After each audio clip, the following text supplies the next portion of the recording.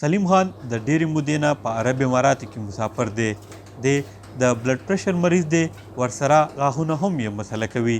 سلیم وایي د کټ سر ته یې دوايانې پرتې وي، خو دلته پال پرهیز ډېر ګران وي چې یو شمېر علتونه یې دي. علاج دلته په هیلث انشورنس کوي، خو صحت یې روز تر بله خرابېږي. تقریبا 45 داسې خواوشا به وي او بیماری زما اوس لکه الان زما دغه دی د بلډ پریشر بیماري مې ده او دا خو انډیوالي ده. انډیوالۍ کې خو اته نه 10 کسان هغې کې خامخا نو ځان له خو ته خپله پخلی نه شي کولی، نو په دغه وجه باندې چې بس انډیوالۍ کې څه پخېږي هغه به خورې او نور د دغې د وجې نه لکه سړي ته تکلیف وي. عرب اماراتو کې د غټو روغتونونو سره واړه کلینیکونه هم شته چېرته چې کمې پیسې لرونکي مسافر خپل علاج کوي. د یو ډاکټر په وینا مسافر د عامو خلکو په مقابله کې زیات ناروغه کیږي ځکه چې دوی سخت کارونه کوي، بل د ځان خیال هغه شان نشي ساتلی کوم چې په کار وي. سپیشل د پښتنو باره کې به زه تاسو ته وایم چې پښتانه زیات تر دلته چې وګوري نو د ټیکسي او د لیموزین ډریوران دي، نو هغې کې زیات مسلې د ملا د درد ځکه چې هغوی په غلط پوزیشن کې ناسته کوي ډېر زیات کامن دي موږ سره راځي.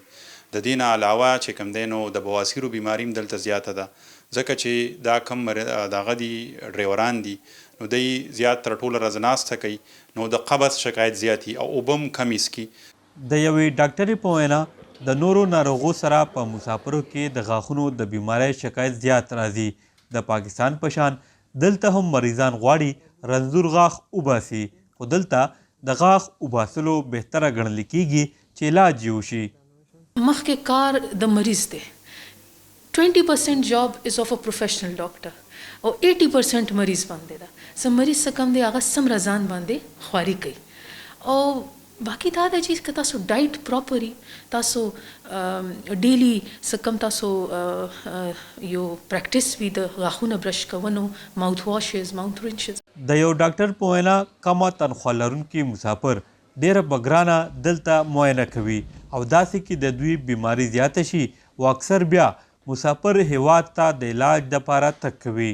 مینلی لیبر کمیونټیز کې پاس آجکل گورنمنٹ زیاتره د مزدورانو لپاره حکومت بنیادی صحت انشورنس ضروری ګرځولی او هغه به ټول مسافر کوي، خو ځینې وخت داسې کیږي چې د تنخوا نه پیسو کټ کېدو د ویرې زیاته پوهه نه لرلو او د میاشت په اخر کې د پیسو نشتون له وجې مسافر خپل علاج نه کوي.